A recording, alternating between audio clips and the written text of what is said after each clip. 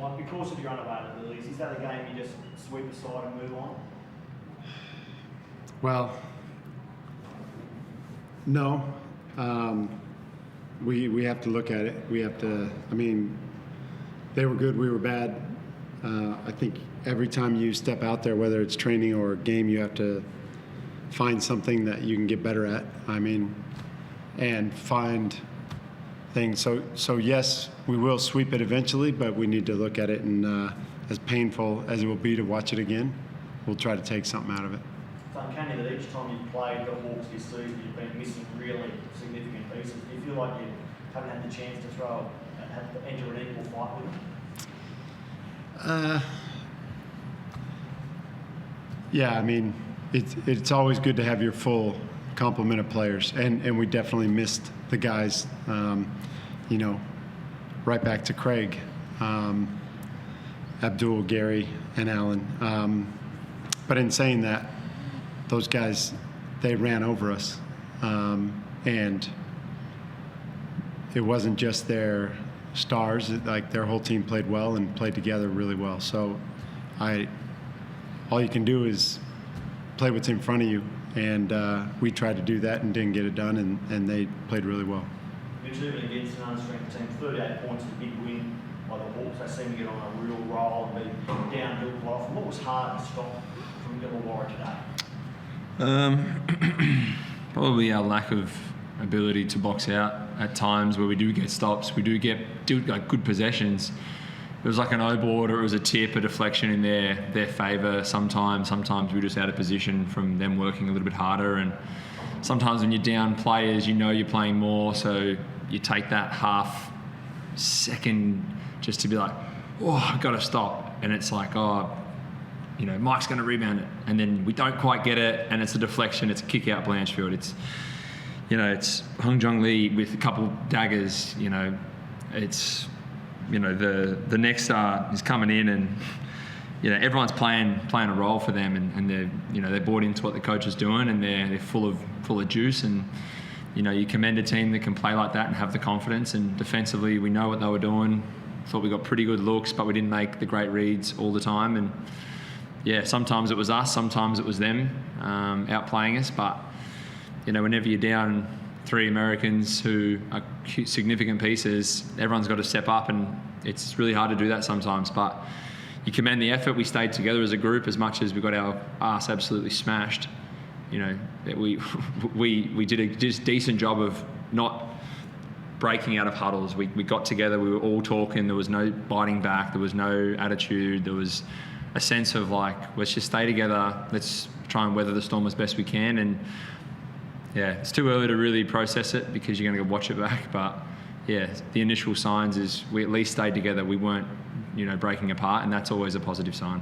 The Hawks' success at the moment is starting inside with Froling and Clark. How hard are those two to match up? Yeah, when you shoot 9 of 9, that's pretty good numbers. All around the basket, he made some tough finishes. I thought Justin Robinson was great in the first half. He made some really tough transition wall-up buckets, a whole bunch of jelly and flashy left-hand ability finishing, and some of those you tip your cap and you go, yep, great job. We can kind of live with some of those, but the fact that these guys are getting wide open in the paint, breakdowns off second side rotations, third side rotations, offensive rebounds, it's the ones that hurt you. And Sam's a great leader for them.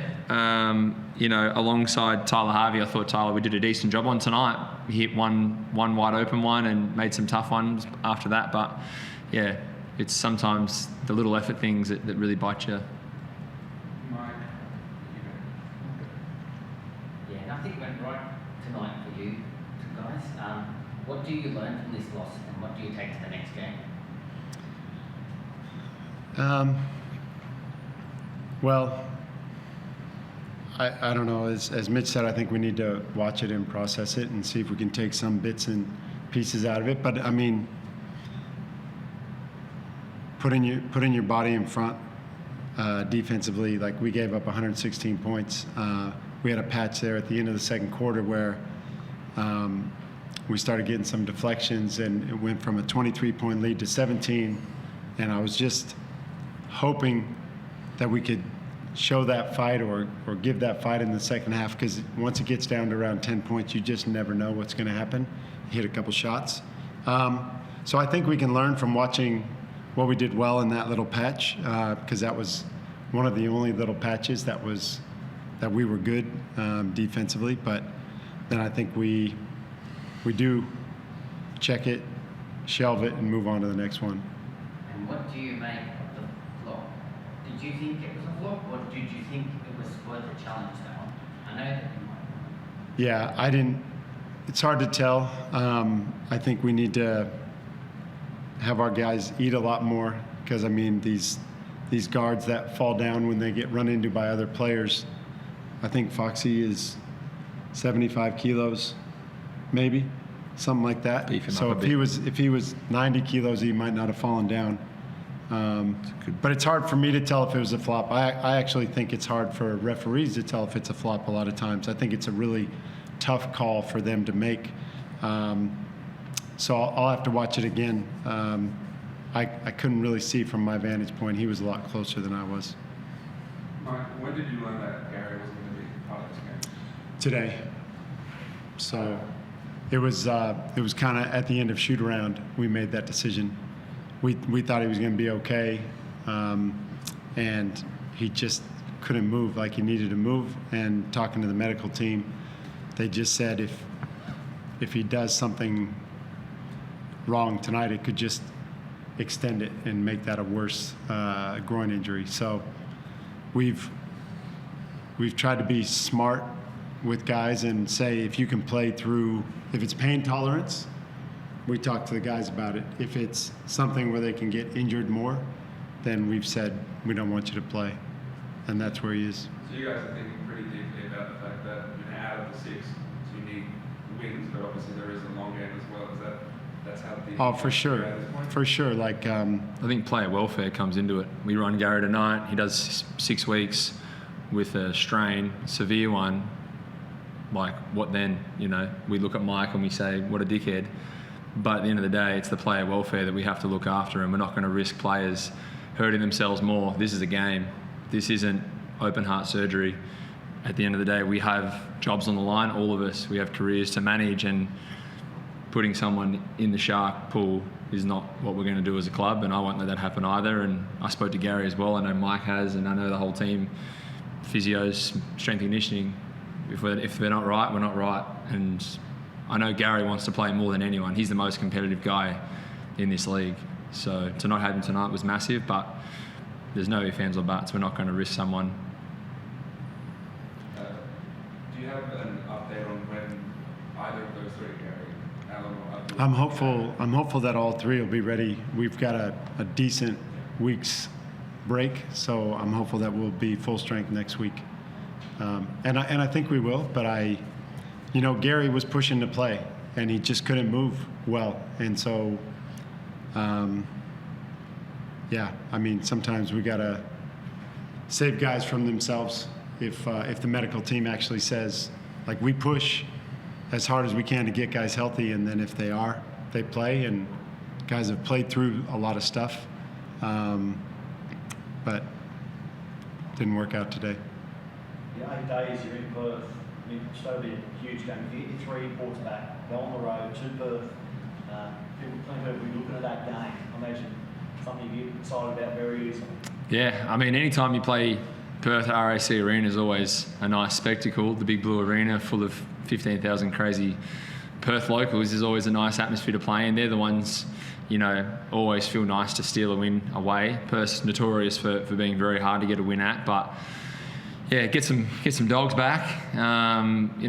We understand that we're nowhere near where we need to be, but the best part of not being at the top is understanding that if you're near the bottom, you can put your feet on the bottom and stand tall and say, all right, we either choose to bend over and keep taking it as we are, or we have to take a stand and we have to fight for the guy next to us. And there were signs tonight where we stayed together in times where I think a lot of teams maybe would have fractured and people are biting at each other across the court. We didn't have any of that. And I think that's one of the positives I do take from tonight.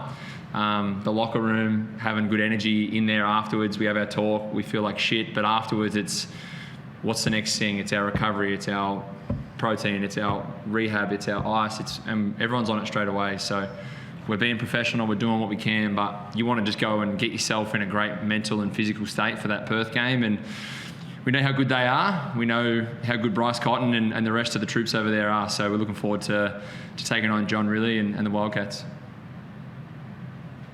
Lance, question from you. G'day, Mike. And Mitch, Mike, just a quick one in terms of the young fellas getting a lot of minutes tonight. How valuable is that kind of for those guys who are going to go occasionally deep in the depth chart? Yeah, probably the most valuable thing we can take away from the game. You always want to use guys up as much as, like, I'll use Creaky up as much as I can, but even that last 5 minutes, it was a great chance for other guys to get a run. Cody Statman did some good things. Owen Foxwell's been good, but Anzac having his first start, he started because he's deserved it, and he's been good. Luke Rosendale's been really good. So, and just Gorjak getting some reps after a couple weeks not being around. That is the most valuable thing I think we take out of today, as much as it felt terrible getting our tails kicked. Thanks, guys. Thanks.